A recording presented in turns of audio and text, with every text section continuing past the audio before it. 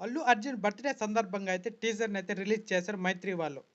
జాతర హడావిడితో పాటు అల్లు అర్జున్ ఊరమ్మాసులో అయిన భయంకరమైన అమ్మవారి లుక్‌లో అయితే చాలా ఉగ్ర రూపంతో కనిపిస్తూ ఉండడం టీజర్‌కు అయితే మరింత బూస్ట్‌ని అయితే ఇచ్చిందని చెప్పొచ్చు. ఇక ఇందులో విలన్స్‌ను ఊచకోత పోసే యాక్షన్ ఎపిసోడ్ కూడా బలంగా ఉండబోతున్నట్లయితే అర్థమవుతుంది. అల్లు అర్జున్ కత్తితో బొట్టు పెట్టుకోవడం, అలాగే ఉగ్ర రూపంతో స్టెప్పులు వేయడం వంటి అంశాలు కూడా మరింత హైలైట్ అయితే అయ్యింది.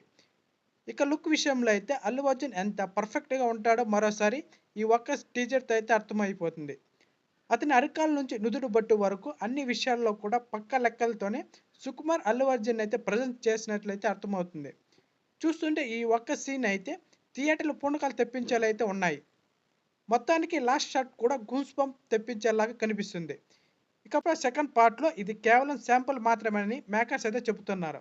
ఇలాంటి హై వోల్టేజ్ సన్నివేశాలు సినిమాలో ఇంకా చాలా ఉన్నాయని కూడా అయితే